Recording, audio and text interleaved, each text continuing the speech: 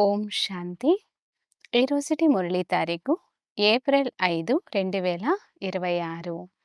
అవ్యక్త BapDada Murali revise date 15/11/2009. ఈరోజు బాప్దాద మనకు వివరిస్తున్నటువంటి విషయము స్వరాజ్యం యొక్క రిజల్ట్ను పరిశీలించుకొని స్వయాన్ని పరివర్తన చేసుకోండి మరియు అఖండ రాజ్య అధికారులుగా అవ్వండి. ఈరోజు హృదయాభిరాముడైన తండ్రి తన రాజకుమారులైన పిల్లలను కలుసుకునేందుకు వచ్చారు. రాజకుమారులని ఎందుకంటున్నారు? పిల్లలైన మీరు ప్రతి ఒక్కరూ 3 సింహాసనాలకు అధికారులని మీకు తెలుసు. 1 స్వరాజ్య సింహాసనం, 2 బాప్దాదా హృదయ సింహాసనం, 3 భవిష్య సింహాసనం. 3 సింహాసనాలకు అధికారులు. మీ భవిష్య సింహాసనాన్ని కూడా ఇక్కడే అభ్యాసం చేస్తున్నారు. భవిష్యత్తు యొక్క తయారీని లేక పురుషార్థాన్ని ఇప్పుడే చేస్తున్నారు. ఇప్పటి పురుషార్థం అనేక జన్మల రాజ్య భాగ్యాన్ని ఇప్పిస్తుంది. ఈ సమయంలోనే మీ రాజ్యభాగ్యం యొక్క సంస్కారాన్ని ధారణ చేస్తున్నారు. ఎందుకంటే ఇప్పటి పురుషార్థమే భవిష్య రాజ్యాధికారిగా చేస్తుంది. కనుక ఈ సమయంలో నా పురుషార్థం యథార్థంగా ఉందా అని చెక్ చేసుకోండి. భవిష్యత్తులో ఒకే రాజ్యం ఉంటుంది కనుక ఇప్పుడు మా మనస్సులో ఒకే రాజ్యం నడుస్తోందా అని చెక్ చేసుకోండి. పురుషార్థంలో ఒకే రాజ్యం ఉందా లేక రాజ్యంలో మాయ విఘ్నం వేస్తోందా? ఒకే రాజ్యానికి బదులు మాయ యొక్క ప్రభావం అయితే పడటం లేదు కదా. 2 రాజ్యాలైతే ఉండటం లేదు కదా. భవిష్యత్తు యొక్క విశేషతయే ఒకే రాజ్యం. ఇప్పటి అభ్యాసమే భవిష్యత్తులో నడుస్తుంది. కనుక ఇప్పుడు స్వరాజ్యం ఉందా? స్వరాజ్యంలో మాయ ఎక్కడైనా జోక్యం చేసుకోవడం లేదు కదా. 2 రాజ్యాలైతే లేవు కదా అని చెక్ చేసుకోండి. బాప్దాదా చెప్తున్నారు, ఒకవేళ 2 రాజ్యాలు నడుస్తుంటే ఇక ఒకే రాజ్యపు సంస్కారాన్ని ఎప్పుడు నింపుకుంటారు? భవిష్యత్తు యొక్క విశేషతయే ఒకే రాజ్యం, ఒకే ధర్మం. ఏ ధర్మం? మీ విశేషమైన ధారణ ఏది? సంపూర్ణ పవిత్రత. కనుక ఒకే ధర్మం ఉందా అని చెక్ చేసుకోండి. మధ్యలో 2వ ధర్మమైన అపవిత్రత జోక్యం చేసుకోవటం లేదు కదా. అంతేకాక ఒక్కరిలా లా అండ్ ఆర్డర్ ఉందా? అంతేకాక ఒక్కరి లా అండ్ ఆర్డర్ ఉందా లేక మాయ కూడా మధ్యలో జోక్యము చేసుకుంటోందా అని కూడా చెక్ చేసుకోండి. ఒక్కరి రాజ్యం నిర్విఘ్నంగా నడుస్తోందా? మీ రాజ్యంలో సదా సుఖము మరియు శాంతి స్వతహాగా ఉంటాయి. కనుక ఇప్పుడు మీ రాజ్యంలో సదా సుఖము శాంతి ఉన్నాయా అని చెక్ చేసుకోండి. ఇంకేవీ జోక్యం చేసుకోవటం లేదు కదా. మాయ తన జోక్యంతో మీ స్వరాజ్యంలో అశాంతిని వ్యాపింపచేయటం లేదు కదా.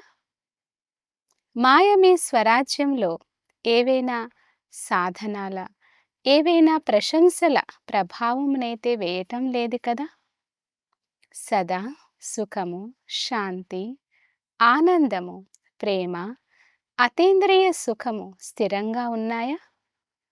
ఎందుకంటే భవిష్య రాజ్యంలో సర్వ ప్రాప్తులు, సంపన్నత ఉన్న కారణంగా సంతుష్టత కూడా ఉంటుందని మీకు తెలుసు. కనుక ఇప్పుడు కూడా మీ స్వరాజ్యం సంపన్నంగా ఉందా లేక ఏదైనా లోపముందా? ఎందుకంటే ఇప్పటి పురుషార్థంలో ఒకవేళ లోపం ఉండిపోతే భవిష్యత్తులో అఖండ రాజ్యాధికారులుగా ఎలా అవుతారు? పూర్తి ఆధారమంతా ఇప్పటి పురుషార్థంపై ఉంది. ఇప్పుడు ఎలాంటి లోపమున్నా భవిష్యత్తులో సంపూర్ణ రాజ్యాధికారులుగా అవ్వలేరు. చాలా కాలపు ఈ స్వరాజ్యం యొక్క అభ్యాసమే భవిష్య రాజ్యాధికారిగా చేస్తుంది.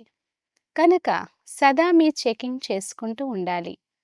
ఎందుకంటే ఇప్పుడు చాలా కాలపు పురుషార్థం లేకుంటే ప్రాలబ్ధం కూడా తక్కువగా లభిస్తుంది.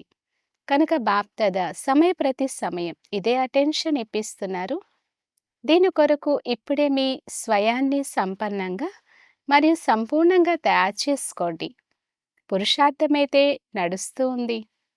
కానీ ఇప్పుడు ఇంకా పురుషార్థం మధ్య మధ్యలో అయితే, అయితే అని అంటున్నారు.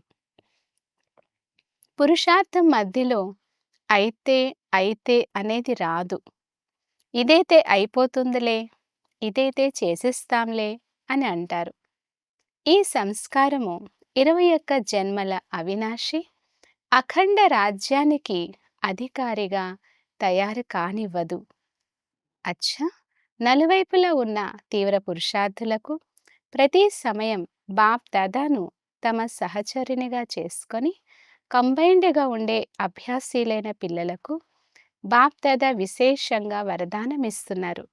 సదా ఎగురుతూ ఉండండి. మరి ఇతరులకు కూడా ఎగురుటలో సహయోగం ఇచ్చి ఎగరిస్తూ వెళ్ళండి. అందరూ విజయులే. మరియు విజయానికి ఫలితంగా ప్రతి సమయం బాప్ దాదా నుండి ఆశీర్వాదాలు ప్రాప్తిస్తాయి. అమరులుగా అయ్యి అందరికీ అమృతాన్ని తాగిస్తూ ఉండండి. నలువైపులా ఉన్న పిల్లలు బాప్ దాదా ఎదురుగా ఉన్నారు. పిల్లలు ప్రతి ఒక్కరిపై బాప్ దాదాకు హృదయపూర్వకమైన ప్రేమ ఉంది. ఎందుకంటే పిల్లలు ప్రతి ఒక్కరిలో ఏదో ఒక విశేషత ఉంది. ఇప్పుడు సర్వ విశేషతలతో స్వయాన్ని విశేషాత్మగా తయారు చేసుకొని ముందుకు వెళ్తూ ఉండండి. పిల్లలు ప్రతి ఒక్కరూ పర్సనల్గా బాప్ దాదా యొక్క 16 రెట్ల ప్రియస్మృతులను స్వీకరించండి. మంచిది. ఇప్పుడిక కలుస్తూ ఉంటాము. నమస్తే. అచ్చా! వరదానము.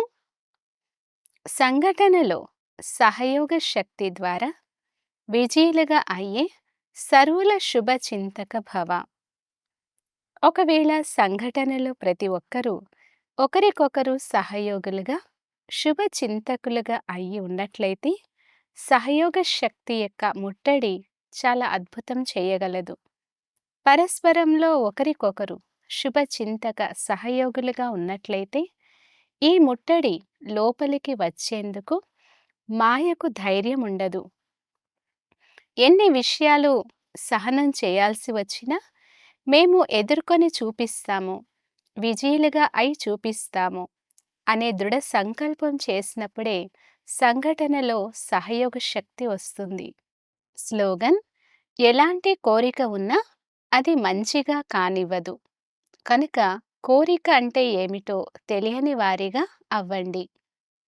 అవ్యక్త సూచన: మహాన్గా అయ్యేందుకు మధురత మరియు నమ్రత గుణాలను ధారణ చేయండి.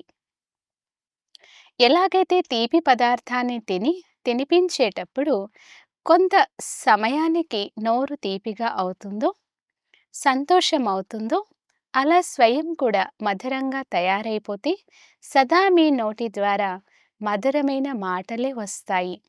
ఇలాంటి మధురమైన మాటలు స్వయానికి కూడా సంతోషం ఇస్తాయి, ఇతరులను కూడా సంతోషపరుస్తాయి. ఇదే విధి ద్వారా సదా సర్వుల నోటిని మధురంగా చేస్తూ ఉండండి. సదా మధురమైన దృష్టి, మధురమైన మాటలు, మధురమైన కర్మలు ఉండాలి. అచ్చా! ఓం శాంతి.